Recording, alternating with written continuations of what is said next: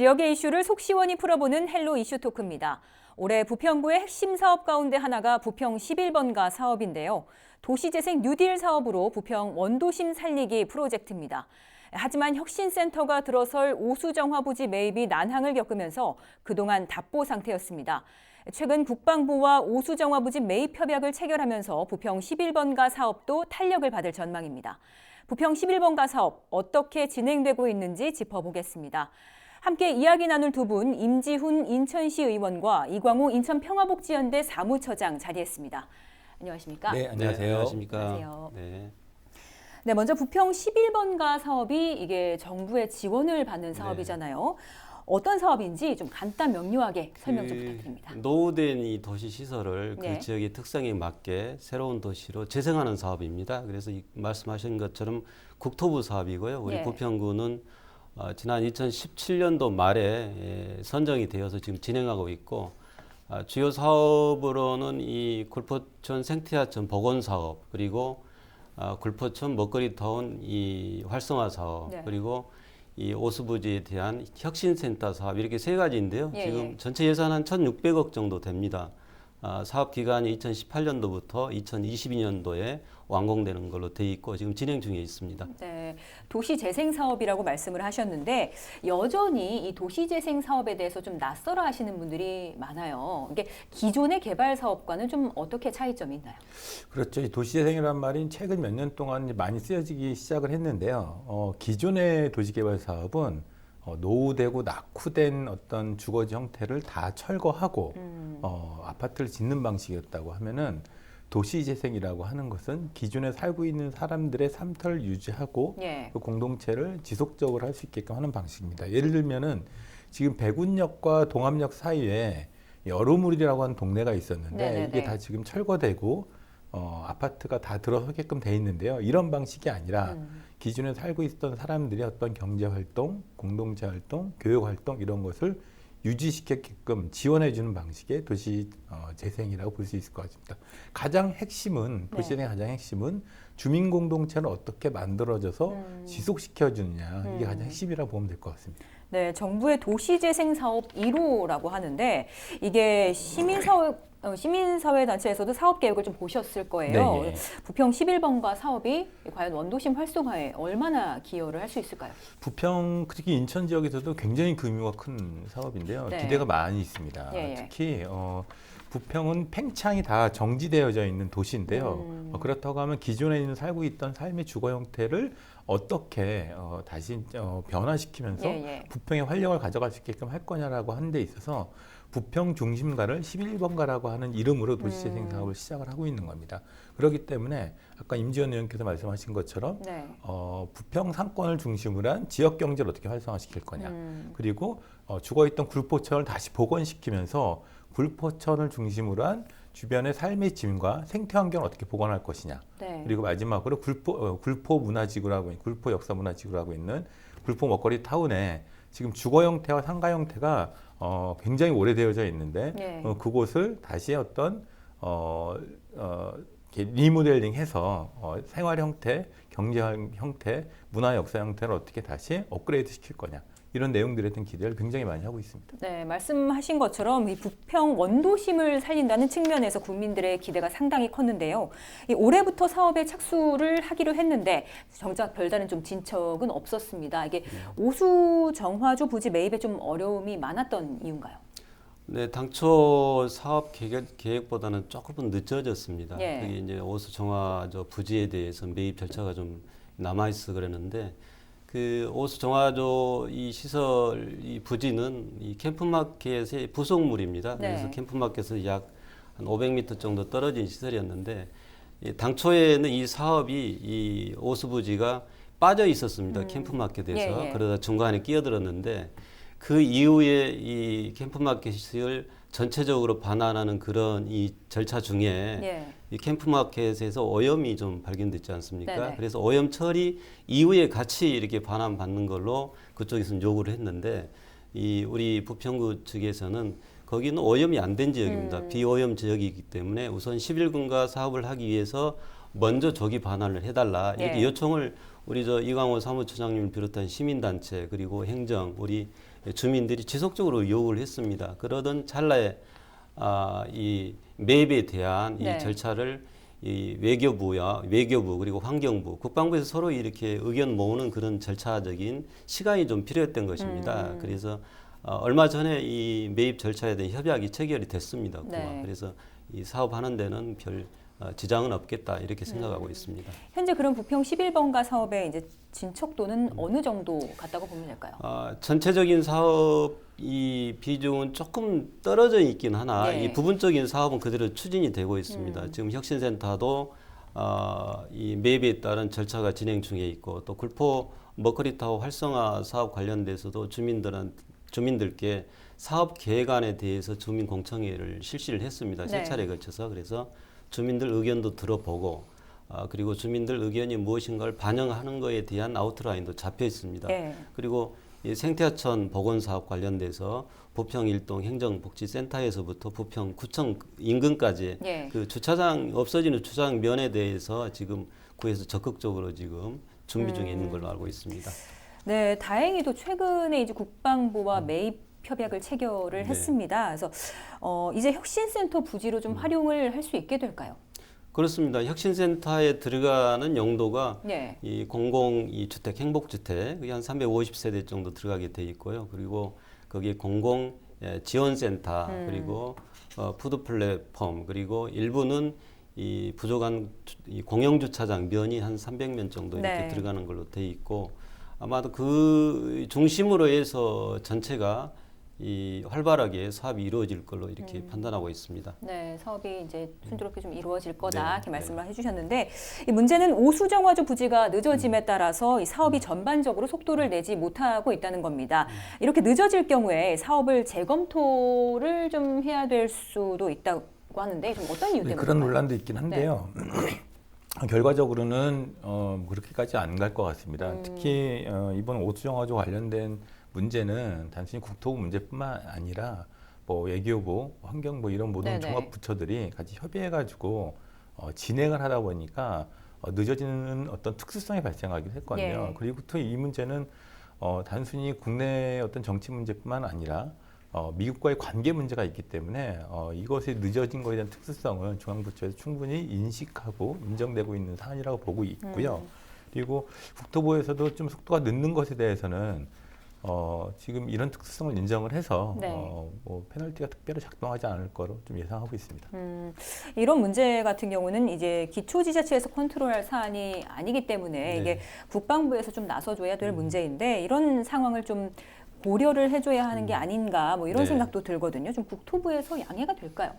그 국토부하고 공모 선정이 됐을 때가 2017년도입니다. 예. 그리고 기본 실시 계획안이 승인된 게 2018년도입니다. 그래서 승인과 동시에 일부 예산이 확보가 됐습니다. 네. 그 조건이 그러니까 조건부 승인이었어요. 이 정화조 부지를 혁신센터로 조성할 수 있는 그런 기한을 네네. 2019년도까지는 사용할 수 있게 해달라. 예. 국토부에 대한 요건이 이제 그 조건이었는데 그 조건을 충족시키기 위해서는 이 국방부나 또 외교부, 환경부에서 굉장히 노력을 많이 한 건 사실입니다. 네. 그렇더라 하도 그 기한 내에 이 사업 일정을 맞추기 위해서는 우리 부평구청에서 아주 적극적으로 나서야 되지 않냐. 그래서 우리 구청에서 적극적으로 나서서 네네. 2019년 예정대로 2019년도에 아마 사용할 수 있도록 아마 그렇게 될 것 같습니다. 이 부평구에서는 연내 반환을 좀 받겠다고 했는데 네. 그렇게 되면 이제 예산이 네. 좀 필요할 것 같은데 좀 어떻게 확보할 수 부지매입 있을까요? 예. 비용이 두 가지입니다. 지금 현재 정화조 부지에 대한 비용이 한 120억 정도. 예. 그래서 구비와 시비와 국비 이렇게 돼 있는데 예산 확보는 다 됐습니다. 근데 아직 덜 된 확보된 게 바로 인근 지역에 대한 토지. 네. 여기가 한 70억 정도 됩니다. 그래서 이 70억도 일부는 구에서 반영을 확보를 했고 일부가 좀 남아 있는데 사업 선정 당시에 계획했던 대로 네. 예산에 대한 문제는 없을 것 같습니다. 좀 시에서 지원을 받을 수 있는 방법은 없나요? 지금 시에서도 30억 부담을 하고 있습니다. 이 정화조 부지에 한해서. 네. 그리고 나머지 부분은 이제 인근 토지에 대한 이 문제가 남아 있는데 그것도 이 구의 부담이지만 네. 구에서 좀 어려움이 있다면 시에 특별히 요청을 해서라도 이렇게 사업하는 데 지장이 없도록 할 예정입니다. 알겠습니다. 혁신센터 부지만 확보하면 이 다른 단위 사업에는 좀 문제가 없는지 뭐 이런 것도 궁금한데 사실 앞에서 좀 말씀을 해주셨잖아요. 이제 굴포천을 복개해서 생태하천을 조성을 좀 하겠다는 것도 11번가 사업 가운데 좀 하나인데 이 굴포천의 생태하천 복원 문제는 없을까요? 이것도 이제 주민들이 가장 원하는 내용 중에 사실 예. 하나거든요. 굴포천 복원이 이제 상류, 중류, 하류 이렇게 돼 있는데 하류는 네. 이미 삼산동 지역과 갈산동 지역 복원지에서 운영이 되고 있잖아요.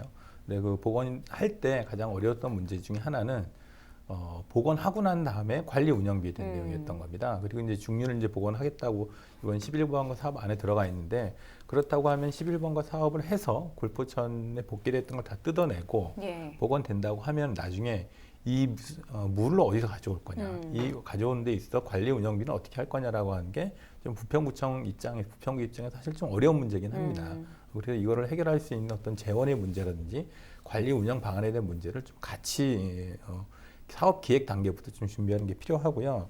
두 번째는 굴포천이 예전보다는 뭐 건물들이 들어와 있는 상태에서 복원하기 때문에 공간이 굉장히 좁습니다. 그렇죠. 예, 예. 갈산동이나 삼산동보다 굉장히 좁게 되어 있는데 그렇다면 이거를 이제 복원하면서 굉장히 많은 기대가 있기 때문에 많은 시설과 많은 어떤 내용들 넣기를 바라고 있는 게 사실 주민들의 네, 예. 입장인데 주민들도 이거를 너무 많은 것을 넣기보다는 과연 굴포천 중류를 복원하는 데 있어서 컨셉을 어떻게 해야 될 거냐. 예. 그리고 이게 자연형 하천, 생태하천으로 복원해 가면서의 실제 시민들의 친수 공간과 어떻게 잘 이루어질 거냐라고 하는 컨셉을 잘 잡고 네. 내용을 시민 참여형으로 만들어가는 것이 굴포천 복원의 핵심이지 않을까 이렇게 보여집니다. 네. 이 계획은 또 상당히 좋은데 문제는 주차장 문제가 또 심합니다. 그래서 굴포천 복개를 하면 이 주차장이 사라지면서 좀 네. 주차난 더 심각해질 것 같은데 부평구에서는 혁신센터에 주차장을 좀 네. 세울 거라고 하는데 이걸로 가능할까요? 예, 그렇습니다. 지금 그 상류 구간, 복개하는 구간이, 복원하는 네. 구간이 이 부평 일동 행정복지센터에서 부평 인근까지 지금 예, 예. 콘크리트로 해서 주차장으로 쓰고 있습니다. 그 면이 한 700면 정도 됩니다. 그 700면을 어디에다가 대처를 해야 되는데 그 대처하는 이 부지 중에서 예, 예. 혁신센터에 한 300면 그리고 이 나머지 한 400면 정도는 건너쪽에 한 이 주민자치센터 건너쪽에 한 100면에서 150면 확보가 되어 있고요. 네. 굴포 이 먹거리타운 거리는 좀 떨어져 있습니다. 먹거리타운에 한 60면 정도. 네. 그리고 나머지 부분은 그동안에 그 학교라든지 종교시설에 대해서 많은 요청을 해서 사업을 했으나 그렇게 이 실효성은 없었습니다. 네네. 근데 이제는 이 교육청에서도 이 적극적으로 동참하겠다. 그래서 학교에 세울 수 있는 부지에 대해서도 저희들이 확보할 계획으로 있습니다. 네, 이 주차장 대안 문제까지 좀 들어봤는데요. 이 부평 11번가는 굴포 먹거리 타운을 활성화하고 주변의 문화와 경제 공간을 활성화한다는데 좀 의미가 있습니다. 문화와 역사를 좀 연계한 이 상권을 조성을 하겠다는 건데 시민단체로서 좀 제안하고 싶으신 게 있다면 한 말씀 좀 부탁드립니다. 최근 굴포 먹거리 타운을 가면요 카페들이 조금씩 늘고 있어요. 이게 어떤 징조냐면은 전국적으로 무슨 뭐 경리단길 무슨 길이 유명해지기 시작할 예. 때는 초기에 작은 카페들이 많이 예. 들어오면서 어떤 문화의 형태 그리고 어떤 주민들이 어떤 실공간 이런 것들이 만들어졌거든요. 그리고 얼마 전에도 이제 굴포 먹거리 타운에서도 이제 문화 축제를 한번 한 바도 있고 네. 이런 걸 보면은 일단은 그 기존에 있었던 상인들 아니면 새로 입주한 상인들이 상인들 간의 공동체를 먼저 만들어주는 게 굉장히 중요하다고 봅니다. 네. 그리고 상인들이 그런 공동체를 통해서 주민들과 소통하고 같이 할 수 있는 어떤 문화적인 분위기를 만들어주는 것이 첫 번째 제일 과제라고 보고요. 두 번째는 가장 걱정되는 거는 젠트리피케이션입니다. 전국적으로도 네. 도시 재생이나 아니면 어떤 문화가 활성화되면서 그 지역의 상권이 형성되면은 당연히 건물 이렇게 세입가가 올라가게 되죠. 네, 네. 근데 어느 정도 올라가는 거에 대해서는 상식적으로 인정이 되더라도 굉장히 많이 이렇게 올라가기 때문에 젠트리피케이션이 많이 발생하게 됩니다.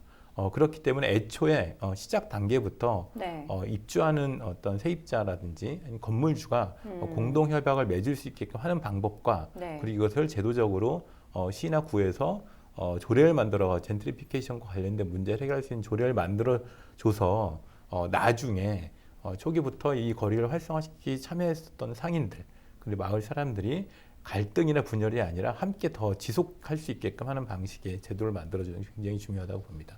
근데 이게 부평 11번가 사업이 관주도 사업이잖아요. 네. 그래서 그렇다 보니까 이제 성과에 좀 네. 밀려가지고 주민들의 목소리가 좀 옅어지지 않을까? 뭐 이런 걱정도 그런 좀 우려도 있는데 그런 우려 사실 이런 부분 있죠. 어떻게 근데 생각하세요? 도시재생이라고 하는 것이 지금 부평 11번 사업뿐만 아니라 전국적으로 관주도로 진행되는 것에 대한 우려가 굉장히 많이 있습니다. 네. 그러다 보니까 성과를 어떻게 낼 거냐, 그 성과를 바탕으로 해서 실적을 쌓는다, 뭐 이런 얘기들이 있는데 굉장히 비판적이거든요. 그래서 네.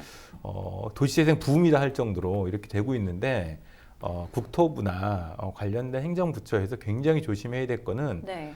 도시재생에 대해서 빠른 성과를 내기보다는 그 지역의 주민들이 공동체를 유지시켜주고 영향이 있게끔 성장시켜주고 지속할 수 있게끔 하는 시간을 좀 기다려주는 게 좀 필요하거든요. 그러다 보니까 앞에서도 얘기했듯이 국토부에서는 이게 사업 진행 속도가 늦다 보니까 페널티 이런 얘기가 나오는 이유 중에 하나가 예. 성과를 내려다 보니까 이렇게 나오거든요. 그렇기 때문에 이 11번가 사업과 관련돼서는 관주도형이라기보다는 주민주도형 방식으로 만들어가면서 속도를 천천히 만들어주면 좋겠다라고 하는 거고요. 그리고 아이디어 차원의 제안을 드려보면은 지금 주민참여형 사업이 지역에 대표적으로 진행되고 있는 게 두 가지가 있으면 하나는 주민참여 예산이라는 제도가 있고요. 그리고 또 하나는 주민자치회로 전환하는 게 있거든요. 11번가 사업 특히 내년에는 주민참여 예산과 주민자치회 전환이 전면적으로 이제 부평에도 확장이 되는데 네. 이 활동을 하면서 찾아졌던 이제 주민들, 예, 예. 실제 참여했던 주민들하고 함께 소통하면서 만들어 갈 때만이 여기 주민 공동체 역량이 만들어질 수 있을 거라고 봅니다. 그래서 네. 도시재생 전체 운영하시는 분들이나 행정 쪽에서 주민참여 예산과 그리고 주민자치회 전환에 대해서 주의 깊게 좀 보시고 이걸 적극적으로 활용하는 방식이 좀 필요할 것으로 보입니다. 좀 말씀 들어보면서 좀 궁금했던 게 이 앞에서 이 젠트리피케이션을 이야기를 했는데 이 인천시 의회에서 좀 이걸 막을 만한 조례가 좀 마련이 돼 있는 게 있나요? 지금 그 사업과 관련 조례는 특별하게 이 제정이나 개정된 게 없고요. 네. 이 구에서 요청이 있다면 그런 안전장치에 대해서 또 제도에 대해서도 조례로 할 수는 있다고 생각합니다. 네. 특히 인천은 아직은 젠트리피케이션이 심한 지역이라고 보진 않거든요. 근데 도시재생을 통해 가지고 만들어지는 곳에 이게 대부분 다 만들어질 이런 현상이 나타날 수 있기 앞으로 때문에 이제, 예. 뭐 아까 임지원 의원님께서 말씀하신 것처럼 젠트리피케이션이라든지 이런 거에 대한 어떤 제도적인 보완 장치를 좀 지속적으로 연구해 주시는 건 좀 필요할 것 같습니다. 네, 이제 시작이나 마찬가지입니다. 앞으로 3, 4년가량 좀 사업이 추진이 될 텐데 첫 단추를 잘 끼워야겠죠. 부평 11번가가 원도심 살리기라는 이런 목적에 좀 달성을 하려면 좀 어떤 점을 놓치지 말아야 한다고 생각하십니까? 저도 우리 이광호 처장님하고 같은 마음이고요. 네. 이 사업을 서두르지 말고 또 부평에 멀리 보고 우리 부평의 이 발전 방향을 네. 이렇게 설정을 하고 우리 부평 미래를 한번 설계하는 새로운 그런 이 계기가 되었으면 좋겠다고 네. 판단하고요. 이 지금 경제라든지 문화라든지 또 생태하천, 역사 이런 것들이 같이 공존해서 하나로 지금 협업이 되고 있거든요. 네. 그래서 이 주민들 의견도 충분히 들어봐야 되지만 전문가들 의견을 많이 좀 들어봐야 되겠다. 네. 그래서 경제 전문가라든지 문화 전문가 또 그리고 생태하천, 역사 전문가들의 의견을 다양하게 들어서 그 다양한 것을 사업에 반영시켜서 진정한 우리 부평처럼 이 원도심이 많이 있는 지역에서는 원도심 활성화 차원에서도 성공하는 그런 시범 지역으로서 이렇게 태어났으면 좋겠다라는 생각을 하고 있습니다. 네, 알겠습니다. 오늘 네. 두 분 말씀 여기까지 듣도록 하겠습니다. 네, 고맙습니다. 네, 감사합니다. 네, 헬로 이슈 토크 오늘 순서는 여기까지입니다.